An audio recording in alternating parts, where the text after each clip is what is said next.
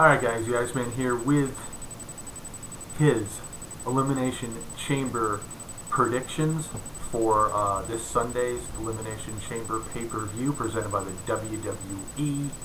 All in all, I just think it's an average card. I really think it's very, very predictable of a card. But let's get into it. We have the kickoff match for the pre-show. Cody Rhodes and Goldust versus against Ryback and Curtis Axel. Anybody that teams up with Ryback, I mean, to me, it's just no good. I mean, I honestly believe Goldust and Cody Rhodes are going to continue their winning ways since losing the tag team titles to the Outlaws, and they're going to defeat Axel and Ryback on the pre-show. It'll probably be a pretty short match, but all in all, it should be a bit entertaining. So we'll just have to wait and see. Getting to the regular card. Darren Young and Titus O'Neil, the former tag team of the Primetime Players, having a little spiff, and Titus O'Neil figuring Darren Young has held him back. Should be a pretty good match. You know, one would think Titus O'Neil is going to come out on top of this match, and in most cases he should.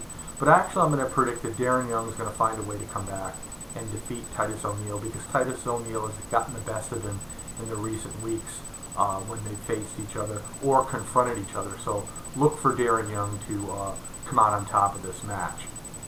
Okay. Batista and Alberto Del Rio. Well, Batista, since being back, really hasn't wrestled. There's been some confrontation along with himself and Alberto. It could be a squash match, but I don't think it will be. I don't see Batista losing because he's not going to go into WrestleMania after getting beat by Alberto Del Rio. It wouldn't make any sense. So look for Batista to come out on top of this match, but it ought to be a very, very good match, because we all know that Alberto is a very good wrestler. And unfortunately, Alberto wants to leave the WWE. He's following in the footsteps of CM Punk. But look for Batista to come out on top of this match. We also have the Shield versus the Wyatt family, which should be a very, very good match, very entertaining match. I'm hoping to see a tease of Ambrose and Roman Reigns once again, because I think sooner or later Ambrose is going to really antagonize Roman Reigns, and Roman Reigns is going to retaliate against Dean Ambrose.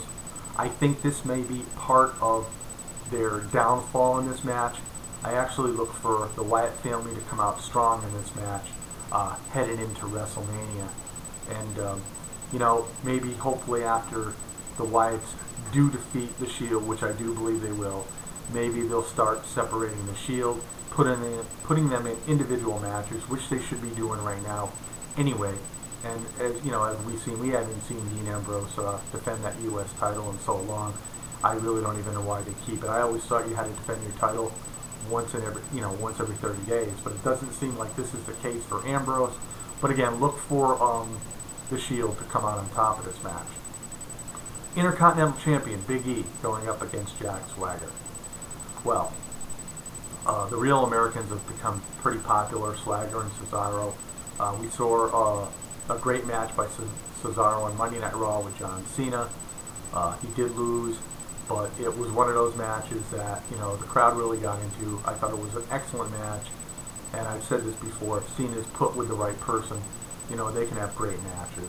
I mean, Cesaro is an up-and-coming star, and hopefully the WWE decides to continue to push, you know, Cesaro, you know, where he needs to be, because it's time for the younger stars to move on up. But anyway, in this case, this is about Swagger and Big E. I think Jack Swagger is going to dig down deep. I think he's going to find a way to overcome Big E.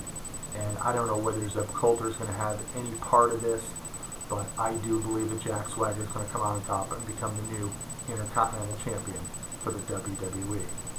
Which leads us to the WWE World Heavyweight Championship match, the Elimination Chamber.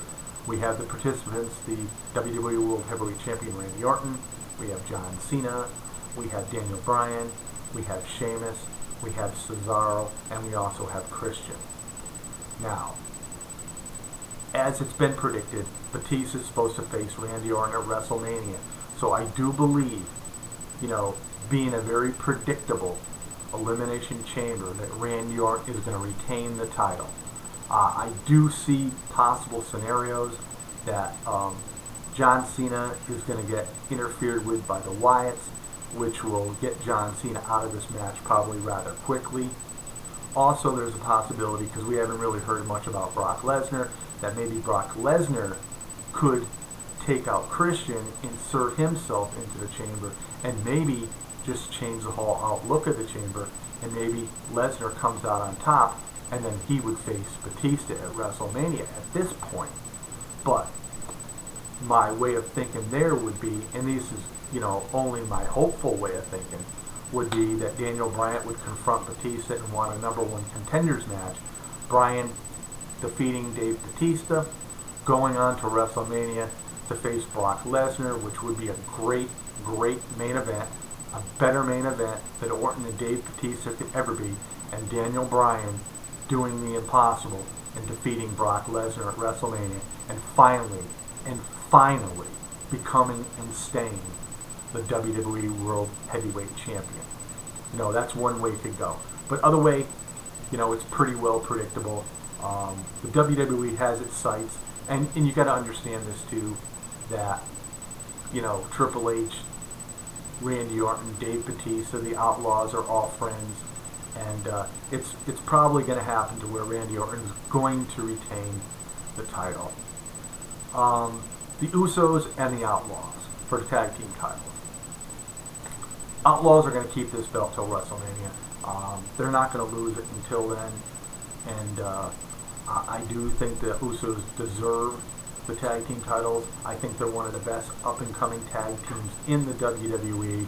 But again, Triple H's buddies, the Outlaws, Batista, Randy Orton, I see every one of these guys coming out on top in this pay-per-view, and maybe finally at WrestleMania, finally the corporate will get taken down. Right now we don't know who Triple H will wrestle. We know he will be there. So again, it's a mediocre pay-per-view coming up this Sunday. It could be very entertaining, but again, if all goes as been previously reported, it'll be a very, very predictable pay-per-view. And that's why I'm hoping that WWE decides to throw some swerves to try to throw everybody off course, bring in Brock Lesnar, and, this would just change the whole outlook for WrestleMania. Because, like I said, Batista and Orton main eventing WrestleMania is not going to be a draw. And I don't care if you have The Undertaker coming back. He's only a part-time player. I don't care if Triple H is on the card. I don't care, whatever they do. Right now, WrestleMania looks to me like a very, very, very poor WrestleMania. So, those are my chamber predictions. I mean, everybody has their own ideas, and to me, I'll be watching it, but I'm not all excited about it because, what I've read, it's just one of those things. I mean, Batista comes back to win the Rumble, very predictable, to face Randy Orton, and why should a guy that just comes back get the title from Orton, where John Cena has faced him a few times and couldn't win?